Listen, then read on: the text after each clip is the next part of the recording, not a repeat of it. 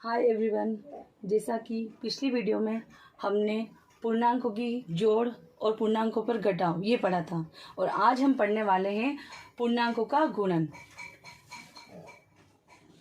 जैसे कि आपको दिखाई दे रहा है कि -3 इंटू -2 ये दोनों पूर्णांक है, उनका हमें गुणा करना है। तो जब दो संख्या है उसके मध्य में गुणा है, हम क्या करेंगे कि संख्या का गुणा संख्या से करेंगे और चिन्हों का गुणा चिन्हों से करेंगे। देखो, संख्या का गुणा संख्या से यानी 3 का गुणा 2 से करने पर आंसर आ रहा है 6। अब चिन्हों का गुणा चिन्हों से करने के लिए हम बात कर रहे हैं गुणे की, हम बात कर रहे हैं गुणा। जब हम माइनस का गुणा माइनस से करते हैं, हमें माइनस का गुणा जब हम माइनस से करेंगे तो आंसर आएगा प्लस। जब हम प्लस का गुणा प्लस से करेंगे तो भी आंसर आएगा प्लस में। चिन्हों के गुणे की बात कर रहे हैं हम। फिर जब हम करेंगे माइनस का गुणा प्लस से करेंगे तो आंसर आ जाएगा माइनस, और माइनस का गुणा प्लस का गुणा जब हम माइनस से करेंगे तो आंसर तो भी आएगा माइनस। तो इन संख्या के साथ साथ हमें चिन्हों के गुणे का भी ध्यान रखना पड़ेगा। फिर से देख लेते हैं, जब हम माइनस का गुणा माइनस से करते हैं तो आंसर आता है प्लस। प्लस का गुणा प्लस से करने पर भी आंसर आएगा प्लस। माइनस का गुणा प्लस से करने पर आंसर आएगा माइनस, और प्लस का गुणा माइनस से करने पर भी आंसर आएगा माइनस। अब हम यहाँ पे अप्लाई करेंगे कि 3 का गुणा 2 से किया तो आंसर आया 6। उसी तरह माइनस का गुणा माइनस से करने पर आंसर आएगा प्लस, और प्लस को लिखने की आवश्यकता नहीं है। आपके सामने बोर्ड पर दो सवाल है। -3 कोष्टक बना हुआ ब्रैकेट, और कोष्टक के अंदर -4 है, और इसमें है -3, फिर माइनस का चिन्ह है, फिर ब्रैकेट में है -4।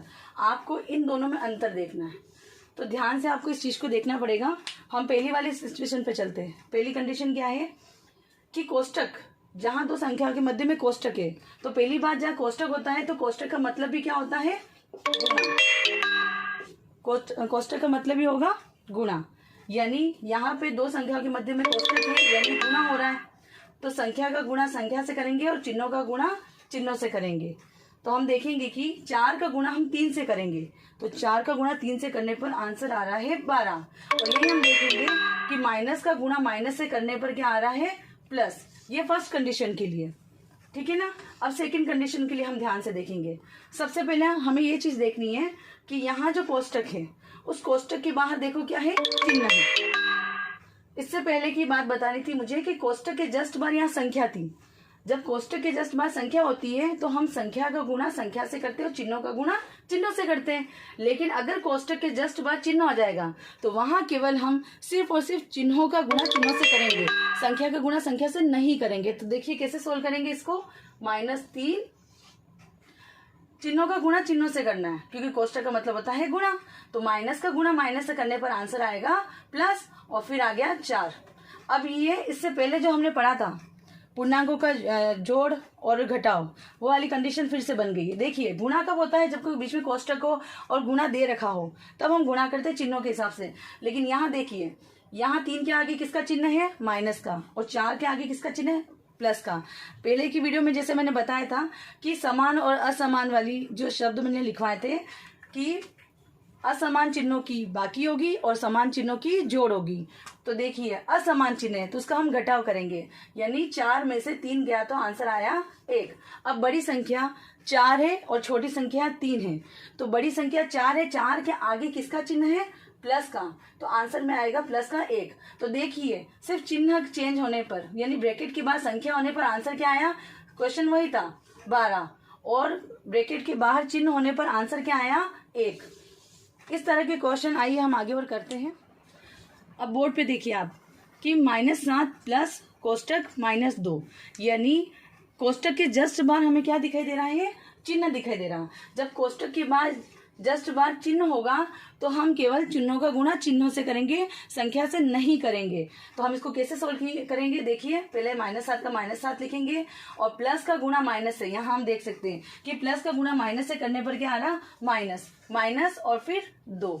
अब देखिए, फिर से वही पहले वाली कंडीशन बन गई कि दोनों चिन्ह समान है, और मैंने बताया था आपको कि समान चिन्हों की जोड़ होती है। तो 7 और 2 कितने आ जाएंगे, 9, और चिन्ह वही लगेगा जो दोनों में होगा। 7 में भी माइनस का चिन्ह है, 2 में भी माइनस का चिन्ह है, तो 9 के आगे भी किसका चिन्ह आएगा, माइनस का। प्रश्न देखिए, -3 फिर 2 ब्रैकेट में है 3। तो देखिए कोष्टक मतलब गुणा, हम पहले इसका गुणा करने वाले हैं। तो कोष्टक के जस्ट बाहर संख्या है, तो संख्या का गुणा संख्या से होगा और चिन्हों का गुणा चिन्ह से। लेकिन 2 के आगे माइनस का चिन्ह, 3 के आगे चिन्ह है ही नहीं। तो किसी भी संख्या के आगे अगर कोई चिन्ह नहीं होता, इसका मतलब वो संख्या किसकी होती है? प्लस की। तो संख्या का गुणा संख्या से कर लिया और चिन्हों का गुणा चिन्हों से। तो हम इसी स्टेप को फिर से लिखेंगे, -3 प्लस, माइनस का गुणा प्लस से करने पर, देखिए माइनस का गुणा प्लस से करने पर आंसर आएगा माइनस, और 2 का गुणा 3 से करना है, क्योंकि संख्या का गुणा हम संख्या से भी करेंगे। तो 2 का गुणा 3 से करने पर आ रहा है 6। फिर से वही कंडीशन आ गई कि समान चिन्हों की जोड़, असमान चिन्हों की बाकी, यानी घटाओ।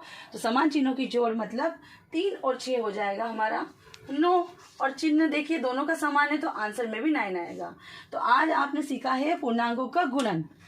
अब नेक्स्ट वीडियो में हम बोर्ड मास का रूल्स, बोर्ड मास का जो नियम है ना वो सीखेंगे। बोर्ड मास का नियम जिसके अंदर एक ही इक्वेशन, माइनस, गुणा, भाग सब एक साथ, सारी चारों संख्या एक साथ दे दी, तो उसमें हम पहले क्या सोल्व करेंगे, तो ये नेक्स्ट वीडियो में हम बोर्ड मास के नियम में बताएंगे।